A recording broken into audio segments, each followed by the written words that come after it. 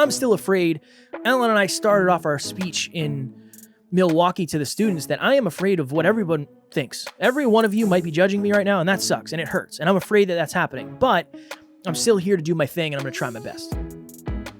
They're saying like, oh, I'm not scared. Like, and it's just, maybe you're not scared now, and maybe you're less scared than you used to be. But I think it's important to realize that everyone's afraid at first for the most part.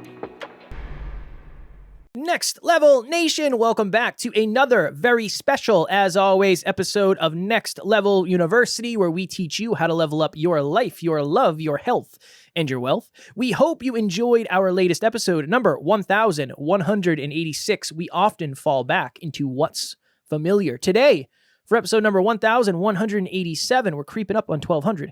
The goal isn't to be fearless, it's to fear less. So that is actually the exact title I used in one of my Instagram posts recently, one of my little quote cards, and it got a lot of love and it got a lot of engagement. So I figured, well, that must be resonating with people depending on where they are in the journey. So let's just do a deeper dive into an episode and talk a little bit about it.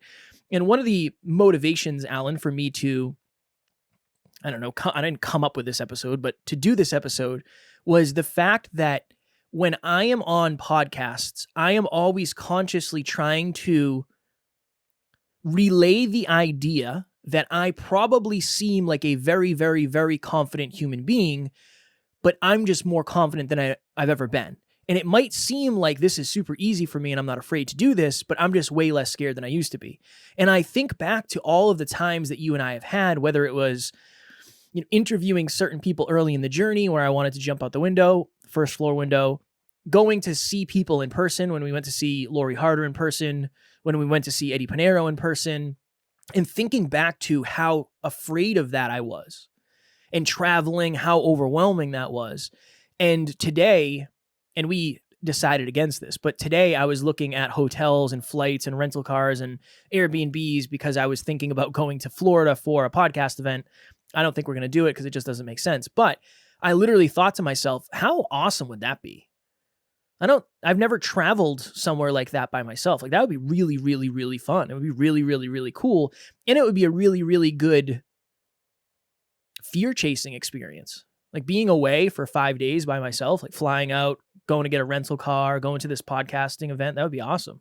But would I still be nervous? Sure. I would still have my fears. I would still have my doubts and my limiting beliefs, but way less than ever. So I think that at some point, I think people forget to I don't want to say tell the truth, but I think people forget that there should be some level of relatability. And when you're listening to certain people, they might say, well, you can't be afraid of anything and you can't fear judgment. F what people think. Like, yes, I agree 100%, but it's not that easy, right? There's layers and layers and layers and layers that are under that. And honestly, is it true that these people don't have the same feelings that you do? Probably not. To some degree, right? But they're just telling you, oh, don't feel that, don't think that. It's not that simple. The goal is not to not have fear. It's to not let fear control your life. The goal is to not necessarily ever think about the fear of judgment. It's to make sure that you don't allow the fear of judgment to dictate every single way that you live your life. And that's really what this episode is about in a nutshell. I'm still afraid. Ellen and I started off our speech in Milwaukee to the students that I am afraid of what everyone thinks. Every one of you might be judging me right now, and that sucks, and it hurts, and I'm afraid that that's happening. But I'm still here to do my thing, and I'm going to try my best. And most importantly, you're just afraid less than you used to be. Mm-hmm. I think that's the gauge is, what we're doing on a day-to-day basis now. Remember that time when we had the team members do like a 10-minute keynote each on the podcast? I do. That was really fun for me because it was good to see them do something that we do so often. And for me to get perspective of like, oh, they're like really scared. And we do this like every day. We do like one of these every day. And that's only a 10-minute, thing. But I remember being really scared in the beginning. I don't know if I was on the high or low end statistically of fear of this, but I think that everyone out there watching or listening, think about something they do now all the time that at one point they were really afraid to do. Here's a perfect relatable example. Emilia, when I first met her, she sent me our very first date. She sent me a photo. She was in the back of this coffee house by this fireplace, and she sent me a photo, text, saying, "Come find me." Little did I know that's actually a game she plays with Tucker. Like if you are in the dark and like hiding behind a door or something, and you like yell, "Come find me," he'll literally come, and it's the best game ever. So much fun. But anyway, so she texted me, "Come find me," and she had her like feet up on the coffee table. And I remember when I first sat down, I was all red. I was really nervous, you know? And now I talk to her every day. Yep. I'm not nervous to talk to Emilia, you know? And so everyone think about their intimate partner. At one point, they were so scared to ask them out or to talk to them, or on the first date, you had the butterflies, right? And now you like maybe wake up next to them every single day, or maybe you talk, you know, it's fascinating to see that at one point what you were fearful of is now your everyday reality, whether it's podcasting or whatever. And so I think that that's kind of the frame that I want to take is being fearless is not only impossible, but improbable. I think that fearing less and less and less and less and less over time, assuming you stay consistent at something is probable. Having no fear is not possible or probable. Fearing less and less and less over time is definitely going to happen if you familiarize yourself. You and I talked about this in Milwaukee. I'll go brief about it, but you ever see those photos? In Milwaukee, it was like an old brewery building that we stayed in that was a bunch of Airbnbs that we ended up frequenting, like several of them because we stayed later. There's a whole story behind that. But anyways, there was some industrial photos, like old industrial photos. And I remember talking to Kev about my fear of heights. And we were going up to, I forget what floor, but the elevators there. Remember when we were going down the elevator and it like hammered right past the bottom floor, which was freaking us out? And these are glass elevators, so you can see everything. And there's pictures on the walls in these buildings of like old industrial stuff. I remember talking to Kev and saying, have you ever seen those photos of people in the early like 1920s, 30s, 40s, 50s, where they are like, the workers are like asleep on these beams up like 50 to 100 stories up, and how like wild that is? And you can go on YouTube and you can see someone climbing the side of buildings, not afraid at all, but they didn't start there. You know what I mean? Like I bet you at one point they were afraid of heights too. Just like we were afraid of podcasting at one point, and now we're not scared at all. Not at all, but in comparison, it seems like not at all. And I think that that's just a good reminder. I think people forget that. They you know, because you do something so much that you forget what it was like at the beginning. It's a natural thing. And then those are the very people that are teaching it. They're saying like, "Oh, I'm not scared." Like I'm, you know, and it's just, maybe you're not scared now.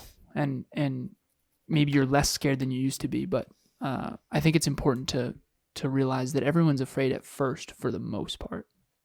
I went on a podcast the other day, and this is actually, I have something from the podcast for another episode this week. But the show I went on, the host of this show was a doctor for NASA, and like was training to be the doctor that goes to space. And I had a moment in the interview where we were talking about self-awareness.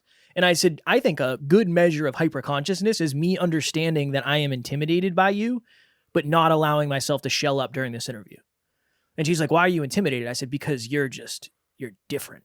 Like, what are we doing here? You're like a doctor. You're going to go to space? Like, come on. What are we doing here? But that was also part of the thought process of, if I didn't say that, nobody would know. And everybody would just assume, oh my, Kev, you got interviewed by like somebody who's going to go to space to be a doctor. Like, wow, you must be the best, or you must be super confident. No, I was pooping my pants a little bit. And I think that's important, but I think a lot of people are afraid to share that. Like for me, I like sharing that because that's what I would like to hear. I don't want to hear like, I'm never scared of anything. I don't get afraid of anything. Before fights, I'm not afraid. I don't get afraid. I remember Mike Tyson said that. He's like, I'm terrified before fights. You know, like Eminem and 8 Mile. Probably not as much as his opponent. Yeah, no, understandable. But I think that's a really important, just because somebody's not sharing it doesn't mean they're not feeling it. It doesn't mean they're not carrying it. I think back, Alan, I'm curious to your take on this. And for the NLU listeners, we're trying to shorten these episodes a little bit because I know we've been going long. I remember in the very beginning, so Next Level Podcast Solutions, I think is almost 3 years old, I think. I don't know. I'd have to look. But I remember in the very beginning, anytime I would do 2.5, I think it started in December. So I think it's 3. Nice. Which is wild. But I remember in the beginning, I would be having conversations with people and they'd say, how much does it cost? And I used to get so scared. It's like, well, in terms of money, financially and monetarily, what it actually would, it was just like, oh, I can't do this. And now it's just, this is how much it costs. $17.95, boss. $17.95, boss. This is it. For what you're looking for, it would be blank per month. And then I just sit there. That's it. But it's still uncomfortable. Yeah. It's still not, definitely. Right? It's weird. It's weird talking about this is how much money that what you're looking for costs. But it's way easier than it used to be. Yeah. But I'm still a little bit nervous. It's still a little bit uncomfortable. I'm just more comfortable than I used to be. And This is the other thing. I'm more comfortable than the other person. Yeah. That's the thing. And so they would never know. They could never possibly know that I'm actually a little bit nervous because they're more nervous than I am. You know what was interesting? I remember seeing you with the Evan Carmichael interview. We were on Evan's show, and I was surprised at how nervous you were. But then I had a moment where I'm like, I don't think anyone else would be able to tell. I was way less than I've ever been. But more than you usually are. Well, when's the last time we did? No. You got to think of the context of that. Okay. Well, what I mean is more nervous than you usually are on these interviews, which is what I'm used to. Oh, yeah. By a significant margin. Didn't prep. Kev's the always prep kid. I didn't prep at all for that. The always prep kid. Alan the day before was like, hey, man, honestly, we need to stop being scared. And we just, no notes for this interview. No notes. Nothing. And I was like, what do you mean? He's like, just go in and do it. Like, no notes. And I was like, no, man, I'm not ready for that. No. But I did. I had my phone and I started with one question and then I didn't look again. I may have Luckily, you started. One time, I know. But so that was very much a test of I'm going to be like way outside my comfort zone for that. That was a big test in a good way. You killed it. In a good way. Yeah. It was just interesting to see. I am not used to seeing you nervous. I don't see you nervous that often anymore. You know what I mean? Yeah. Because we don't do interviews that often anymore. It was just weird for me. I have one thing I want to share with everybody as well. I told Kevin this before this episode. I know we got to go soon. Actually, we have some time. We have 5 minutes. Time. We're all right. I'm pacing. Okay. So I told Kevin before this episode, I was nervous. Any questions you want to ask me, son? Yes. What's the pricing of Next Level Podcast Solutions? It all depends on what you're looking for, boss. Okay, perfect. Bonnie here. I just wanted to share my experience with group coaching and some of the things that I got out of it. So going into group coaching, I was not tracking any habits at all. And so now some of them have become habits. I'm happy to say I wake up, I have a glass of water without even thinking about it anymore. So now I think it's probably time to gear up. I highly encourage people to jump into group coaching. There's so much information, and so stick with it and carry on, and your life will be better for it. So I told him that I had a really tough call. I was actually late to this recording because I was on a difficult call, and what was difficult about it for me was giving this person really difficult truth. And I'll keep it completely anonymous, but essentially what I said was, in my honest professional opinion, like, I ended up eventually just saying, honestly, F them.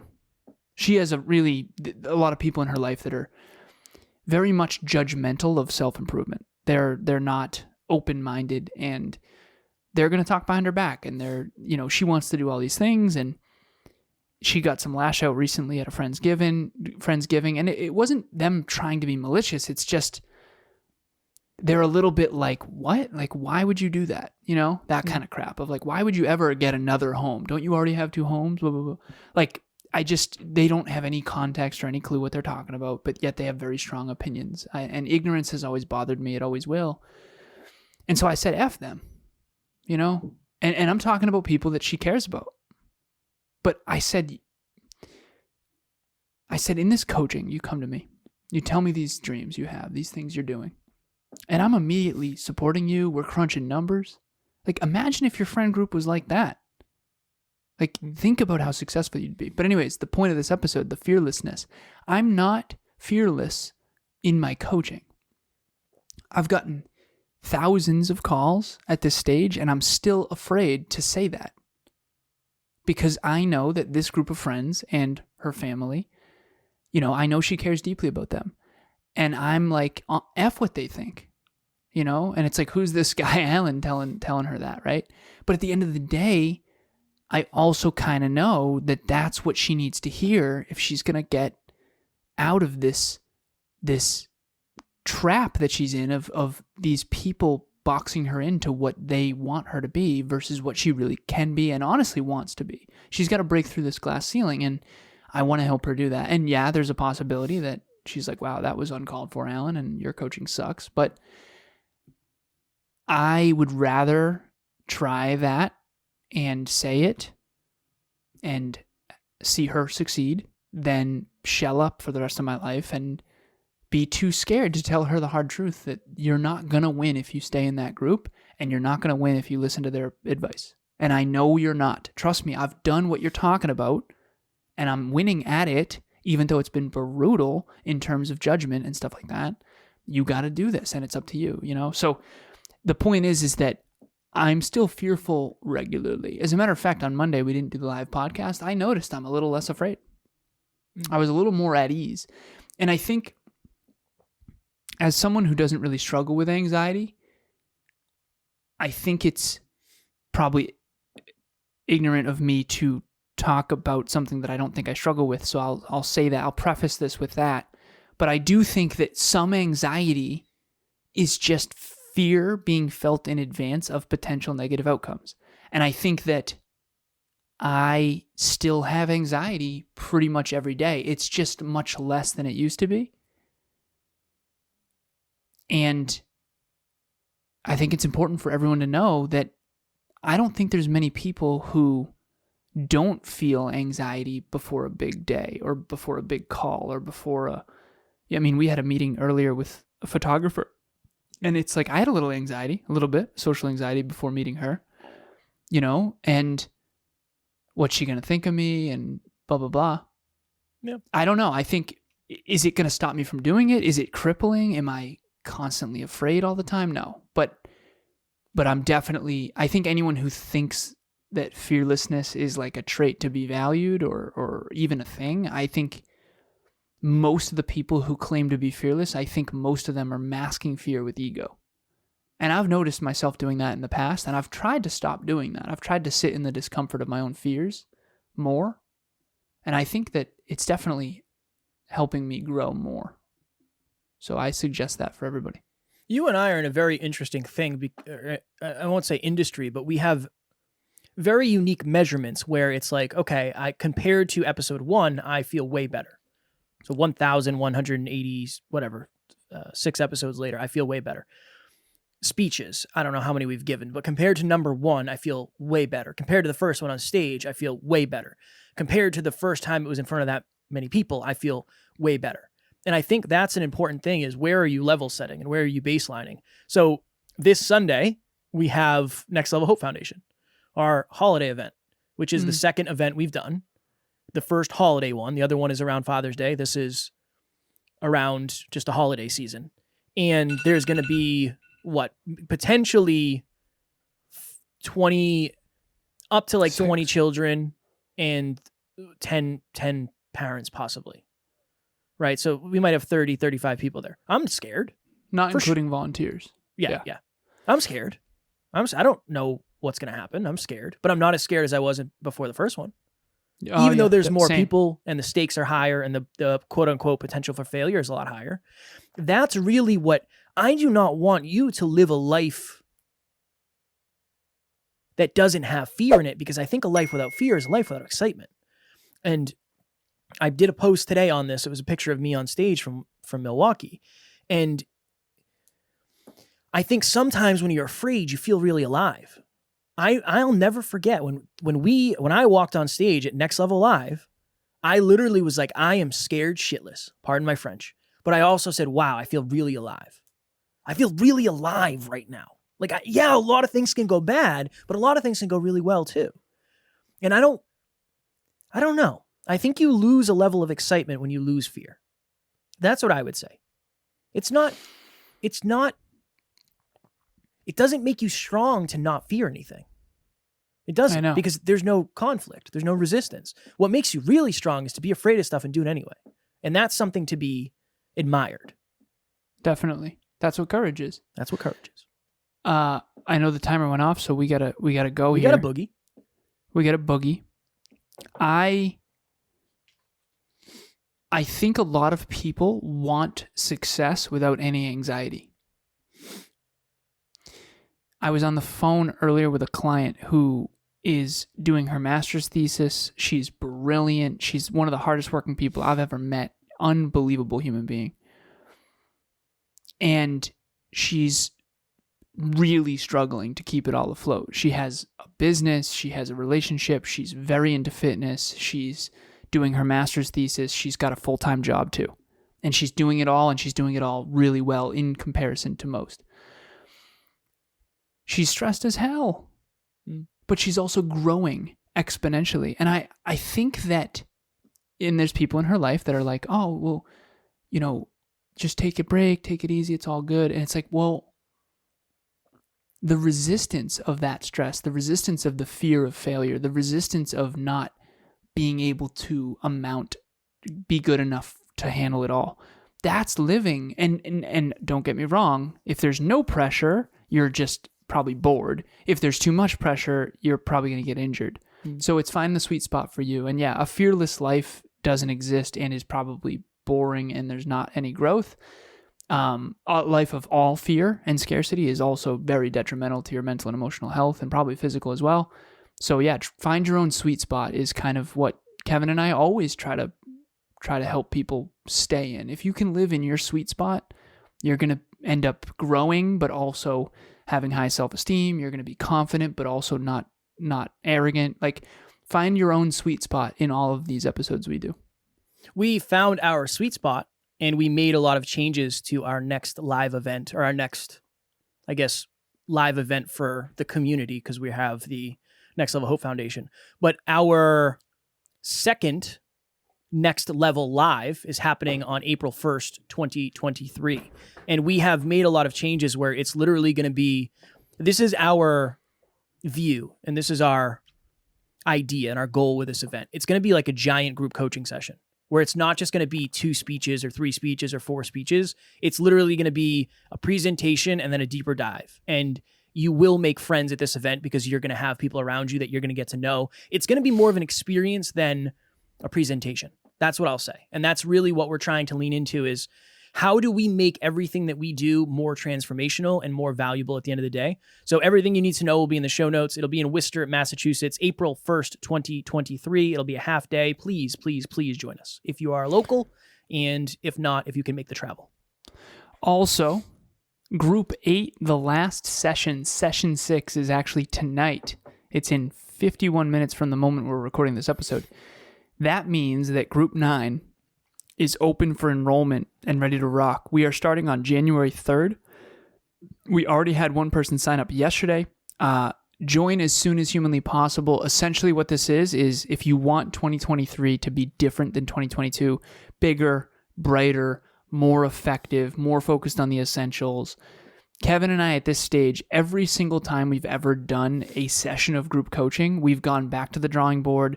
We've figured out what landed, what didn't. We've really honed the curriculum a lot. This is a very well-polished product at this point. This is 9 iterations. Think of the first iPhone versus the iPhone 9. That's really what we've got going on here.